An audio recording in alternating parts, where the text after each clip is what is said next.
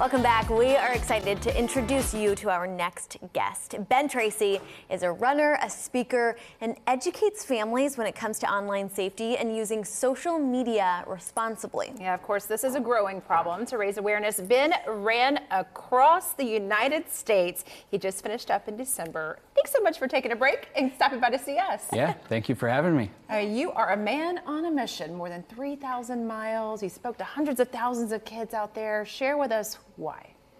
Well, I've been speaking at schools across the country since 2018, and I was hearing these children's stories every single day, and that's really where the motivation for the run came from. I just felt called to do more than just speaking in schools, also showing the kids and their parents, hey, there's somebody out here that's fighting for you, and maybe a different way to get this message out than just saying, hey, the internet's bad, put your phone down, calling attention to it in a new and unique way. So good. And, you know, before we started this segment during commercial break, we were saying, you know, as parents, you don't know what you don't know. So you are here to educate, and on that tour, that run, on your bus, you have 11 names. You're honoring 11 families. I want to break down who those children are and maybe some of the statistics that are associated with their stories. Yeah, they were all children in states along my route who have died from social media related harms. Kids who've taken their own lives after being bullied online, kids who've fallen victim to online predators. The social media choking challenge, 3 of the 11 names were kids who've died that way. I think more than 1,300 kids have died from just the choking challenge. And then also from fentanyl. Kids are unknowingly getting fentanyl, primarily on Snapchat. And so 2 of the names on there were kids who died that way. Oh, what a story. And of course, we don't want this to happen. So as a parent, what would be some quick, easy tips that we could implement at home?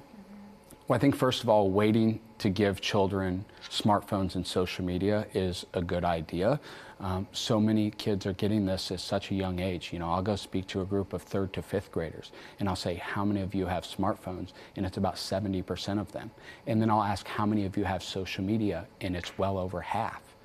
And so that's where they're just so young. They're just not ready. Their brain is not developed for what they will be exposed to on a smartphone and social media at that age. So I would say, first of all, wait, and then make sure there's open communication within the home, because many of these things are very awkward for a child and very hard to go to your parent and say, hey, I made a mistake, I said something stupid, I sent an inappropriate picture, something inappropriate was sent to me.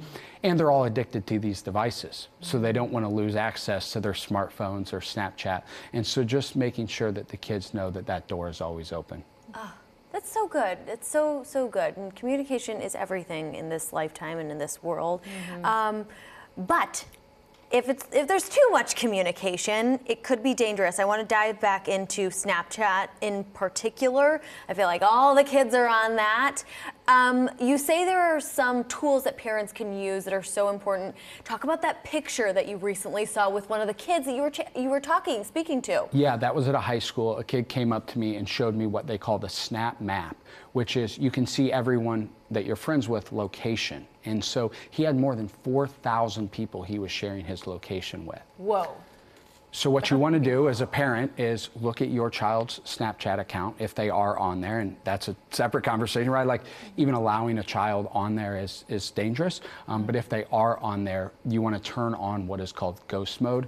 Ghost mode disables the location sharing on that Snap Map. Wow. Good advice. And it was actually your own personal story that kind of led you down this path. Will you share a little bit about that with us? Yeah, the backstory is I was a young kid who did everything right, good grades, college athlete, student senate, all those things. Graduated from college, started working in politics in the state of Illinois, and quickly got a job at 23 years old with a former governor in Illinois, and got fired on my first day because of a few inappropriate social media posts that I myself had made 5 or 6 6 years before as a teenager at 17 years old in my little town of 900 people, right, when I first got onto social media. And so I started sharing that story with college athletic departments and in high schools of don't post something that would cost you a job, a scholarship, things like that. And then these kids were coming up to me afterwards, literally showing me their iPhone, saying, will you talk about this? Will you help me with this?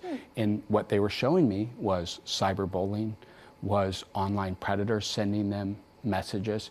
And I quickly realized getting fired from a job is actually far from the worst thing that can happen related to social media. And it's not happening to 23-year-olds, it's happening to 13-year-olds. And I'm looking around like, why, this is 7 years ago, right? Why isn't someone doing something about this? And so I made it my mission to do just that. Well, Here glad you you're are. doing it. Thank you Yes. so much. Yeah. Thank you. Great information. Learn more about Ben's mission and what it takes to use social media safely and responsibly. Visit safesocialnetwork.com. There you can find services and testimonials at the heart protecting children online.